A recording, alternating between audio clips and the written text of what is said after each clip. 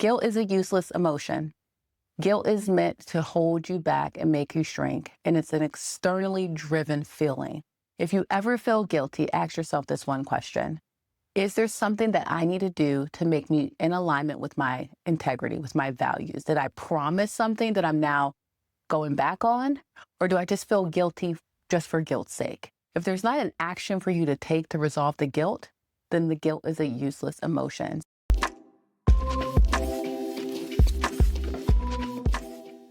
So you're a high achiever in a really tough or competitive industry, right? It can feel almost impossible to grow your career when you're in an industry that is predominantly male. You may find yourself struggling with being heard in meetings, getting fair performance reviews, or even just knowing how to have that work-life balance, since you typically operate a bit differently than your other counterparts. Let me help you out. So in our ultimate cheat sheet for highly ambitious women, we break down these 5 key areas that you have to master if you want to start to see excellence in your career. So let me break down the first one, how to be heard in meetings. Now look, it's really important from the onset when you're in a meeting to make sure that you are seen and heard. Don't go sit in the back. Sit as close to the front where the discussion is going to happen as possible.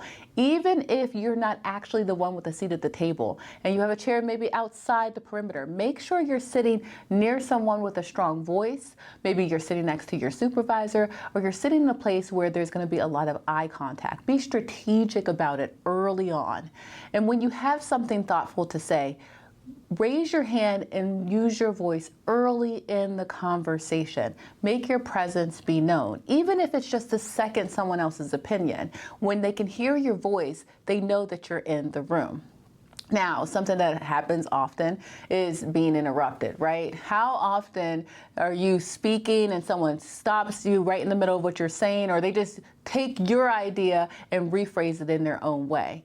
Make sure that you can command your power back. So they interrupt you. Make sure you jump in and say, "Thanks, Tom," as I was going to continue saying, and then say your point. Don't make it petty. Don't be rude about it. Don't say, before I was interrupted, but make sure that you do command the attention back to you. It's really, really important that you're able to notice when you're interrupted and show people this is not acceptable behavior, especially when talking and communicating with you. Also, start leveraging allies. So when you're going into a meeting, look around the room and notice who you know. Maybe have a brief powwow right outside of the meeting and just say, "Oh, this should be an interesting conversation. I'm excited to hear what you may think about it." So you have that camaraderie and you can play off of it. Start to support other people's ideas and they will support your own. Sometimes, especially if you're one of 2 women in the room, or maybe very few, you'll actually have to ask someone in that room, "Hey, I have an idea to share about this topic. Will you have my back when I share it with you?" You know, some of the strategies we talk about with our clients is having them having pre-conversations before they go into a particular meeting, so that what they say is already supported by an ally in that room. It can help a lot to have someone echo your point so that they can attribute that idea back to what you said. And then again, make sure you're reinforcing and reframing your ideas. So you may have to repeat yourself 2 and 3 times in that meeting. You may have to circle back to something you said in the very beginning. Make sure that you're continuously putting your voice into the conversation and reframing and adding on and summarizing the key points that you made in that meeting, despite what direction it goes in. So it's really important, number one, to make sure that you're being heard in meetings early and often if you want to start progressing in a tough or competitive industry. Another thing that we hear all the time is about microaggressions, and these can be really tough because whenever you're hit with a microaggression, you're questioning in your head, wait, was that me? Did he just say what I think he said? Or did he just call me sweetheart? Am I overreacting? And it can look different in different industries.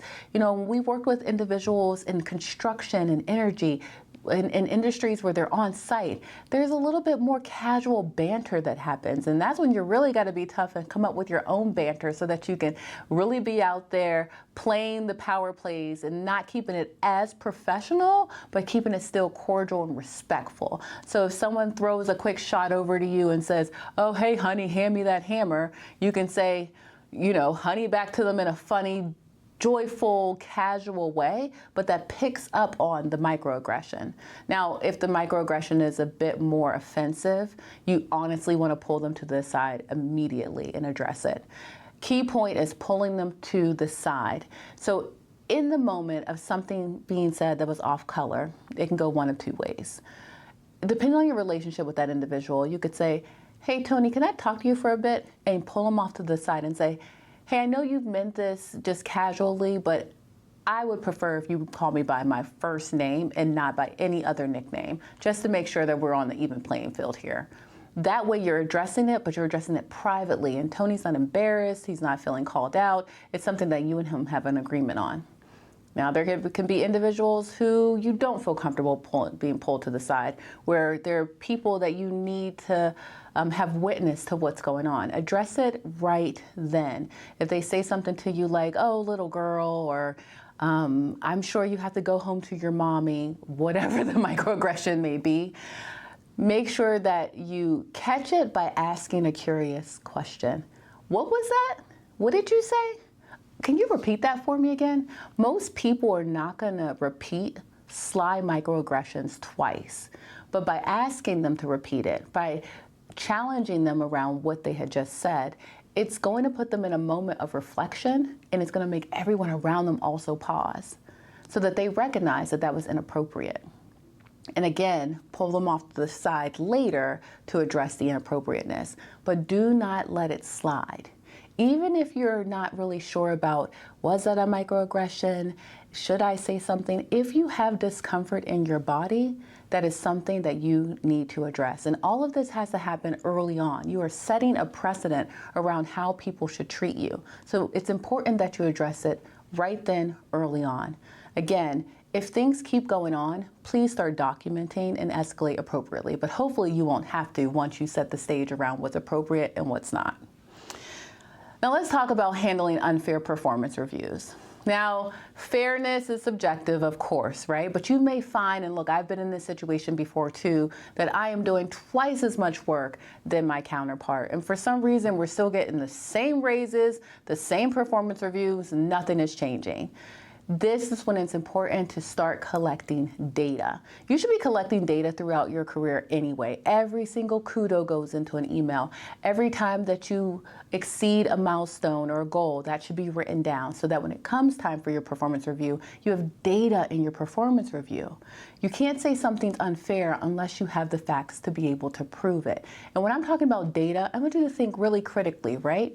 If you improved a process and shaved a week off of the timeline, then maybe you improve that process by 50%. Do the math, collect the numbers. There's data everywhere so that it's irrefutable when you're sitting in that performance review.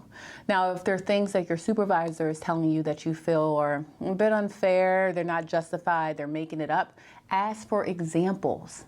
The more you can get examples, the more self-reflective you can be, because some of those things might be true and you had no idea you were doing them.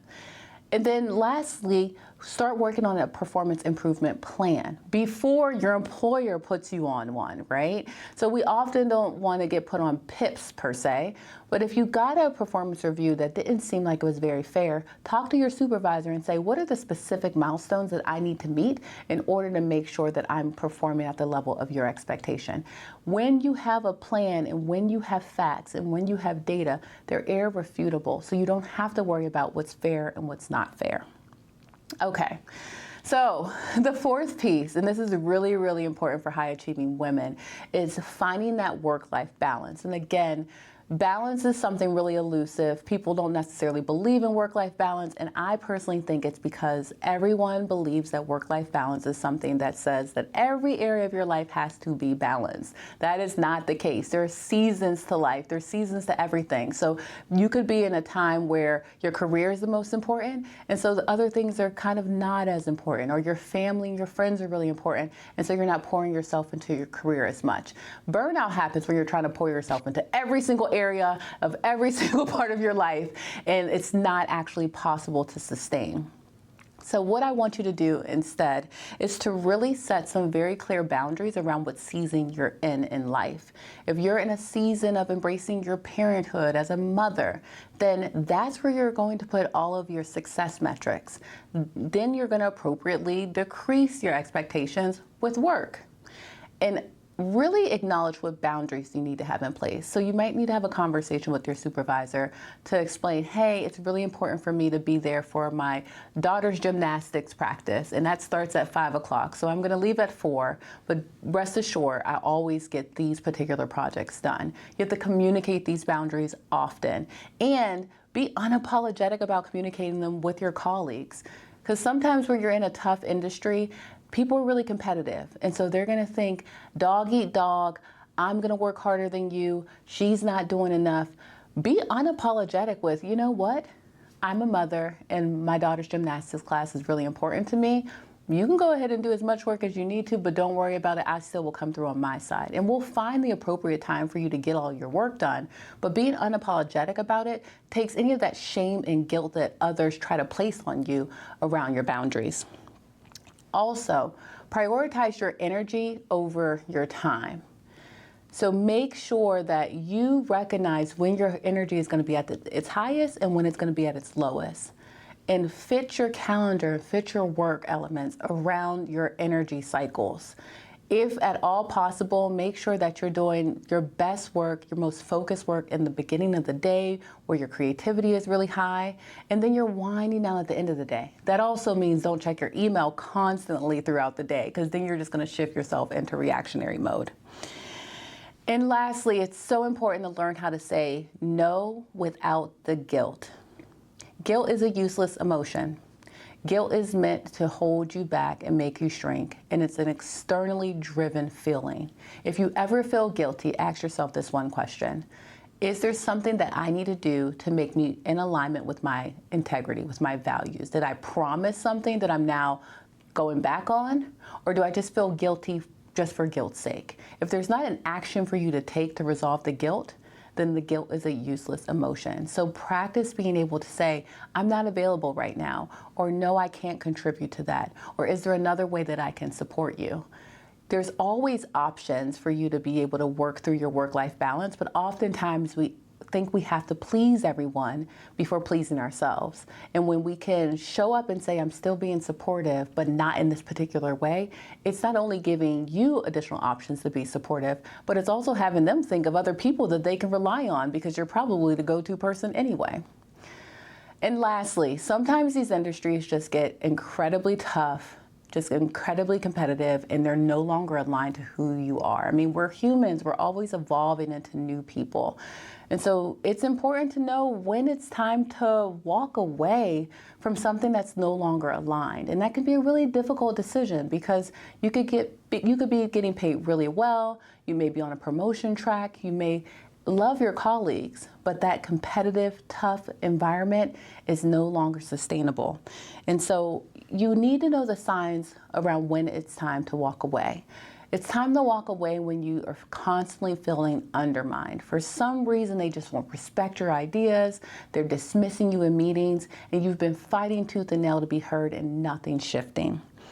You also want to walk away when you start to notice that the direction of the team, the project, or the company is no longer aligned to your values. Or maybe your values have shifted, right? Sometimes we go into new areas of life where we start to value family a little bit differently, or we're valuing our spirituality, or we're valuing relationships in a different way. Things can shift in terms of our integrity as well. There's certain industries that have a little bit of a gray area around integrity. And as you grow and develop, you may learn that you're not willing to play in that gray area anymore. That's when you know you need to walk away. You also need to walk away if you're clear there's no more advancement in your career, right? You can see that there's a glass ceiling, that individual above you has been in that role for 20, 30 years. No matter how you reinvent the org chart, there's just no advancement. Well, what's the point, right? So be willing to acknowledge that it's time to walk away when there's not a lot of advancement opportunities available.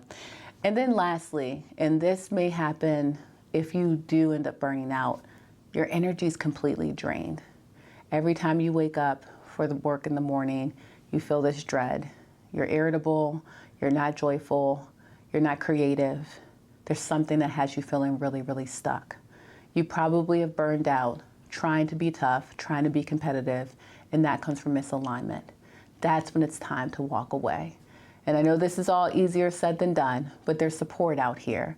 We do this day in and day out where we work with high-achieving women to help them identify how to navigate these tough competitive industries and when it's time to just walk away. So if you feel like you need some clarity around how to make your next step in your career move, then connect with us and we'll be happy to show you our programs and how we can support you.